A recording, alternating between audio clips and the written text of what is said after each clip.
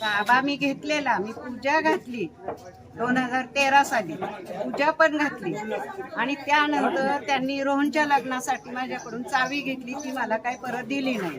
एका फ्लॅटची मी ते फक्त त्याला चावी दिली होती, एका फ्लॅटची त्यांनी टाळे तोडून ते त्यांनी आता भाडुत्री ठेवले.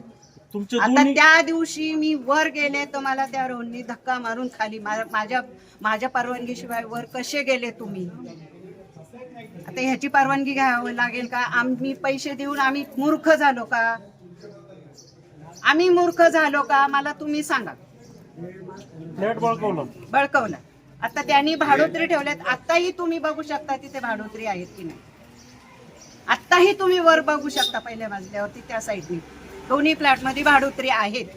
2009 ला फ्लॅट घेण्यापूर्वी तुम्हाला माहित नव्हतं का याला परमिशन नाही म्हणून? अहो असं काय माहिती, हे होणार असं सांगितलं. आता पुढचं भविष्य काय मला माहिती आहे का?